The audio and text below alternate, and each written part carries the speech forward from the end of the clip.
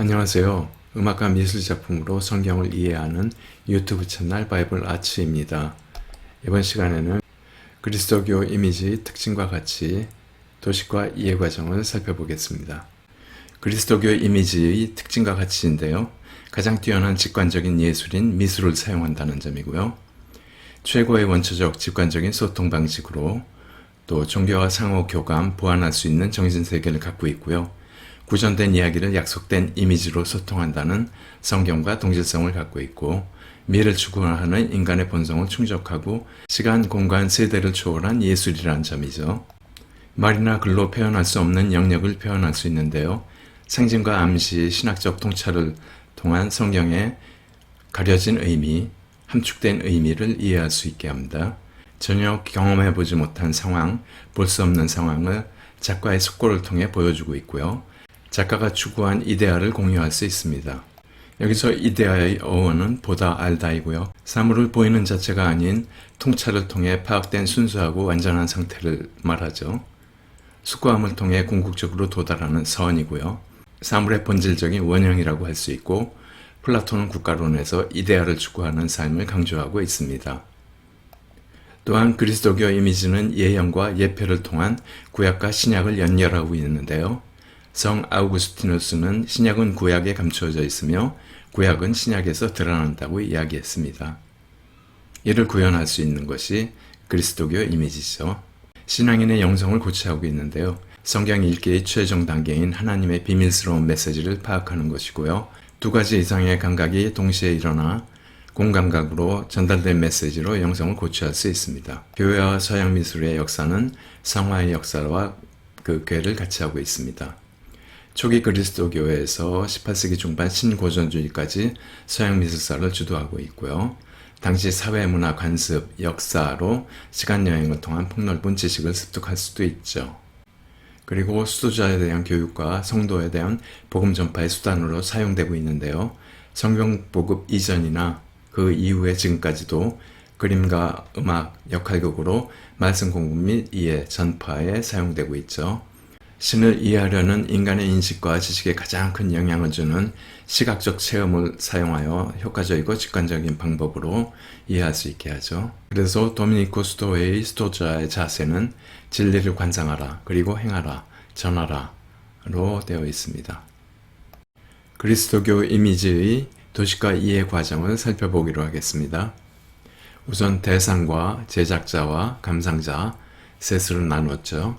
대상은 성경이 대상이 될 수 있죠. 성경, 정경, 외경, 위경, 황금전설과 전승으로 내려오는 이야기들 모두 포함해서 제작자가 해석, 상상의 과정을 거치죠.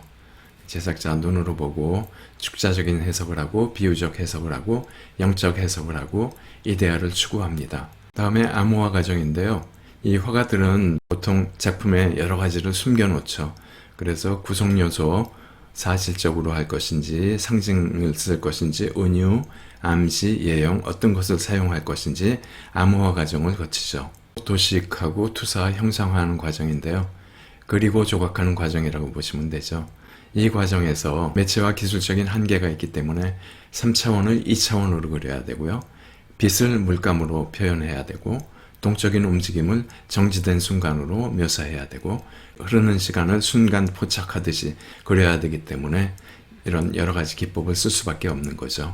이렇게 해서 도식과 형상, 선색, 명암, 조형의 원리를 이용해서 그리고 조각하고 하게 되는 거죠.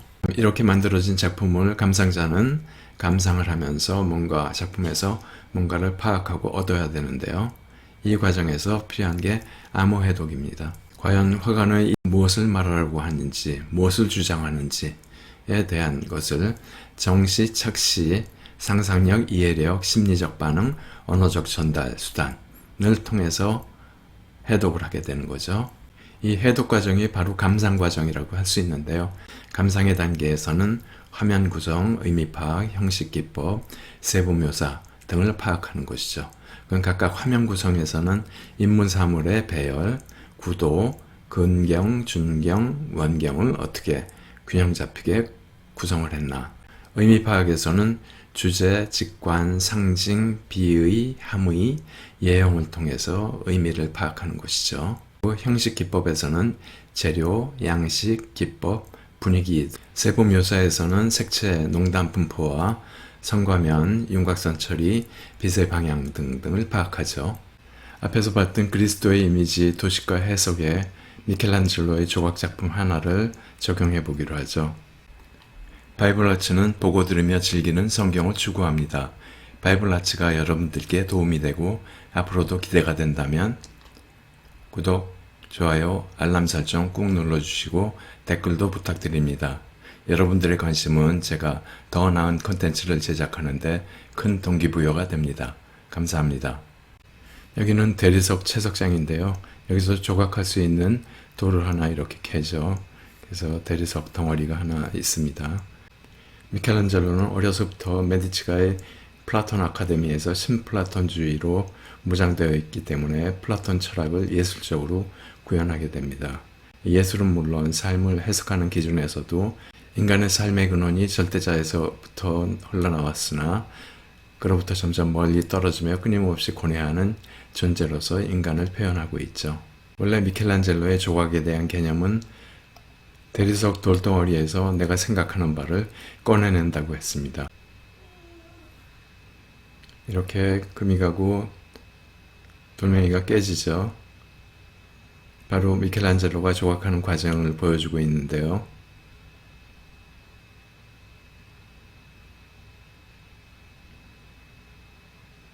이렇게 해서 이런 작품이 탄생을 했습니다. 이 작품은 미켈란젤로의 피렌체의 피에타라는 작품인데요. 75세에 완성한 작품이죠. 이외에도 미켈란젤로는 제일 처음 24살 때 우리가 잘하는 피에타를 조각했고요. 80세에 팔레스티나 피에타를 조각했는데 미완성이고요. 89세에 사망 직전까지 조각하던 론다니니의 피에타, 4개의 조각 작품과 1개의 소묘가 있습니다. 미켈란젤로는 이렇게 6살 때 돌아가신 어머니를 생각하며 어머니에 대한 사랑에 로마 화단 데뷔시 24살 때부터 사망하기 바로 직전까지 피에타라는 작품에 특별한 애착을 갖고 있게 된 것이죠. 그럼 감상자의 입장에서 앞에서 배운 대로 감상해 보도록 하겠습니다. 자, 구성은 삼각구도죠. 이렇게. 그리고 여기 특별하게 니고데모와 막달라 마리아가 등장을 합니다. 보통 피에타의 전통 도상은 어머니 마리아가 예수님의 시신을 이렇게 끌어안고 있는 모습인데요. 여기서 좀 색다른 면모를 보이고 있죠. 일반적으로 예수님의 시신을 십자가에서 내림이라는 도상에서 니고데모와 아리마대 요셉이 등장하죠. 그래서 이 작품은 십자가에서 내림과 피에타가 혼합된 작품이라고 보여집니다. 형식과 기법은 물론 대리석 조각이죠. 세부 묘사를 보면 니고데모가 팔과 몸통을 잡고 예수님을 일으켜 세우는 모습이고요. 성모 마리아는 몸통을 잡고 얼굴과 다리로 지지하고 있죠. 막달라 마리아는 무릎을 꿇고 오른다리를 잡고 지지를 하고 있죠. 여기서 몇 가지 풀리지 않는 의문이 생기는데요. 이게 바로 미켈란젤로의 암호 해독이 안 된 상태입니다. 피에타 전통 도상과 다르다. 왜 니고데모와 막달라 마리아가 등장했을지, 또 성모는 너무 존재감이 없고요. 니고데모가 굉장히 부각되어 있는데 이 이유를 파악하는 겁니다. 그럼 하나씩 풀어가 보죠. 전통 도상과 다른 이유는 미켈란젤로가 이 작품을 조각하게 된 목적은 자신의 무덤 장식으로 쓰려고 했던 것입니다. 그래서 어머니 마리아보다 니고데모를 부각시킨 거죠. 예수님 사후 니고데모가 누가의 성스러운 얼굴을 조각해서 조각가들의 우상으로 숭배받았다는 전승이 전해지고 있죠.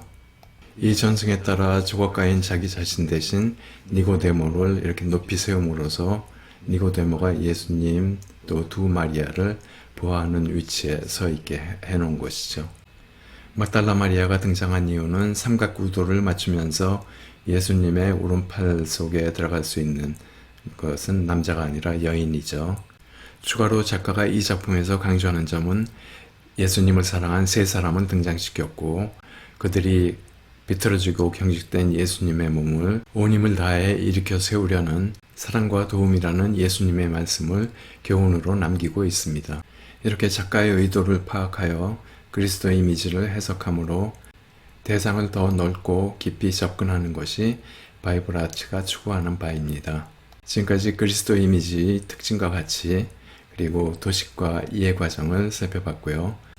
다음 시간에 그리스도 이미지 두 번째 순서로 상징과 은유에 대해서 알아보겠습니다. 지금까지 그리스도교 이미지의 특징과 가치, 도식과 이해 과정을 실례를 들어 살펴봤습니다.